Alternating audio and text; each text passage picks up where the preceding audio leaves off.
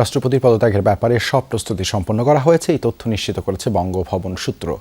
আরও জানাতে বঙ্গভবনের সামনে থেকে যুক্ত হচ্ছেন সহকর্মী ফয়সাল মাহমুদ। ফয়সাল, বঙ্গভবন সূত্র থেকে নতুন আর কি তথ্য পাওয়া গেল, সার্বিক চিত্র সম্পর্কেও আমাদেরকে জানাবেন।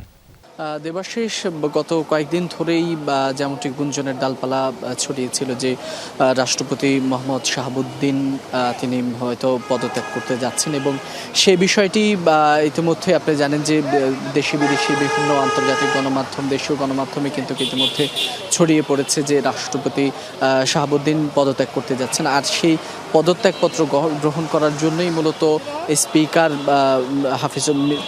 হাফিজউদ্দিন আহমদ তিনি তার বিদেশের সফর সংক্ষিপ্ত করে দ্রুত দেশে ফিরেছেন।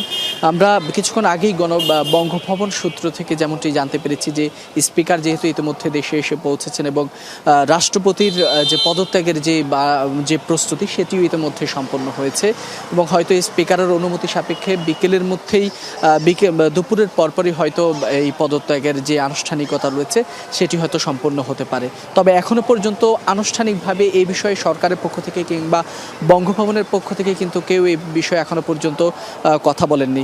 তো যেহেতু এখনো পর্যন্ত বিষয়টি অনানুষ্ঠানিকভাবে রয়েছে, সেহেতু এখনো পুরোপুরি নিশ্চিত হয়ে কিছু বলা যাচ্ছে না। যেহেতু বিএনপি কিংবা সরকারের পক্ষ থেকে যখন আনুষ্ঠানিকভাবে বলা হবে তখনই হয়তো এই বিষয়টি আরও বিস্তারিতভাবে বলা যাবে। এর পাশাপাশি সাংবিধানিকভাবে বা সাংবিধানিক নিয়ম অনুযায়ী যদি রাষ্ট্রপতি পদত্যাগ করেন সেই ক্ষেত্রে কি হবে, এটি নিয়েও কিন্তু নানাভাবে প্রশ্ন উঠছে বা নানা রকম জল্পনা কল্পনা রয়েছে। তো সে জায়গায় সাংবিধানিক নিয়ম অনুযায়ী কিন্তু রাষ্ট্রপতি যখন কোনো কারণেই তিনি পদত্যাগ করে থাকেন সেক্ষেত্রে অস্থায়ীভাবে কিন্তু রাষ্ট্রপতির দায়িত্ব পালন করেন স্পিকার। এর পাশাপাশি সাংবিধানিক নিয়ম অনুযায়ী কিন্তু 90 দিনের মধ্যেই সংসদ সদস্যদের ভোটেই কিন্তু আর পরবর্তী রাষ্ট্রপতি নির্বাচন করা লাগে। তো সে জায়গায় যেহেতু স্পিকারও ইতিমধ্যে দেশে এসে পৌঁছেছেন, হয়তো পরবর্তী যে আনুষ্ঠানিকতা রয়েছে সেগুলো হয়তো আজকের মধ্যেই সম্পন্ন হবে এবং এর পরে অস্থায়ী রাষ্ট্রপতি হিসেবে স্পিকার দায়িত্ব নিতে পারেন। তো দেবাশিস, সেখান থেকে এই ছিল আমার কাছে, এবং পরবর্তীতে যদি কোনো কিছু আপডেট আসে সে বিষয়টি আমরা আপনার মাধ্যমে দর্শকদের জানাতে পারবো। দেবাশিস, ধন্যবাদ ফয়সাল যুক্ত হবার জন্য।